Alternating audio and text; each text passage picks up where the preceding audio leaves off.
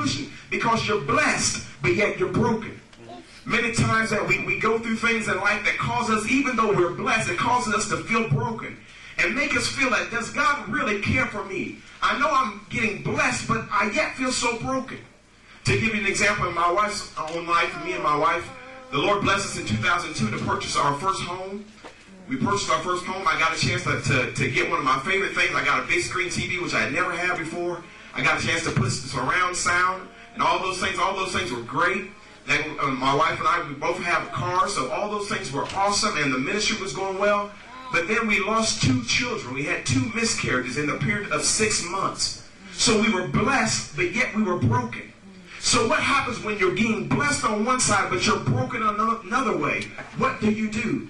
David said, this is what you do. You have to let the praise of God to be continually in your mouth. No matter what I'm going through, no matter what I'm facing, no matter how successful I may be or how low I may seem, I've yet got to give God praise. Because my victory is in my praise. I'm blessed, but yet I feel broken. I'm happy, but yet sometimes I feel sad. I'm anointed, but yet at times I feel so empty. So what do? You keep on praising God. You're blessed, but yet you feel broken. You're broken, but you've got to keep believing God. Because in the believing is where we get our breakthrough. Many times we're broken, but we're broken because there's a breakthrough. We're broken because there's a breaking point, but the breaking point will lead you to your breakthrough. It's something that you understand about the anointing. The anointing, one thing that they use in the Bible, the anointing is represented in the oil. And here this is called the olive oil. It represents the anointing. But one thing about the olive, in order to get the oil out of the olive has to be crushed. It has to be squeezed.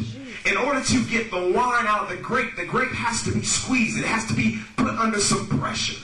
So many of us, we know we're anointed, we know we're blessed, but we got to go through some breaking times.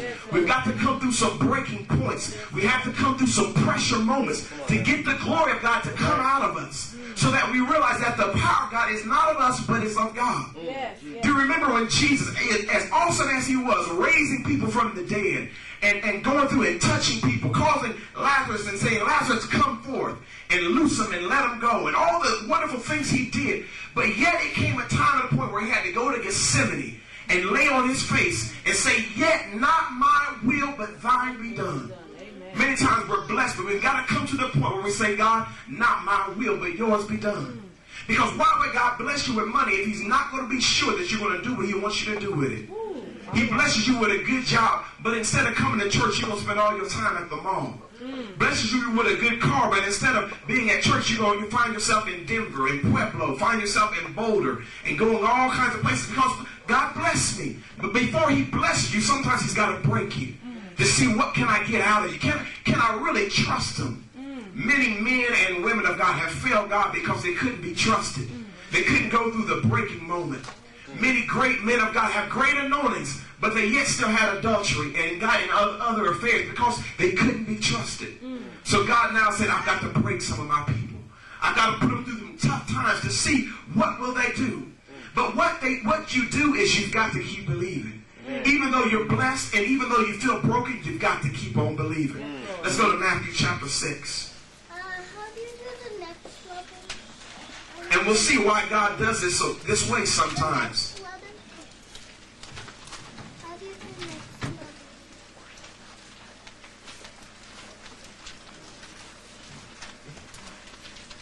Excuse me, make that Mark chapter 6.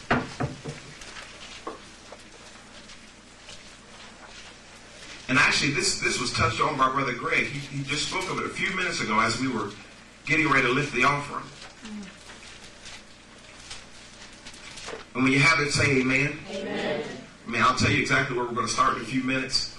But there's two things that can happen when we come to God, when we come to church. We can be two ways. We can be like a sponge, or we can be like a cup. Both of them are good, but one's a little better than the other. Sometimes when you come like a sponge, you come and you soak up everything that God has for you. And when you go back out in the world, you deliver what you have soaked up. You deliver it to the world.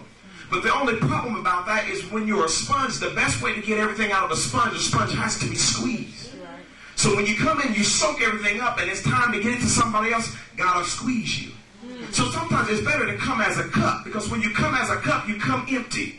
And then when God pours in you, it overflows. So you don't have to go through so much squeezing, because it just comes out of you. It overflows. So sometimes we have to remember to come and be empty already. So when we get here, we can be filled to overflowing. So that when people see your life, they see an overflowing anointing. They see joy unspeakable, full of glory. But many of us, we walk through life all sad and broken looking. Even though God has died, he hung, bled, and died for you, was buried and rose again. But many Christians we come to work with a frown on our face. We go to the restaurants with a frown on our face. Go to the restaurants with an attitude. Nobody can ever get anything right for us. So when we go like that, God has to squeeze us so we can get the anointing back out of us. And many of us, we get spiritually fat. We suck everything in, but we don't want to give anything back out. When you get like that, God will get you to the breaking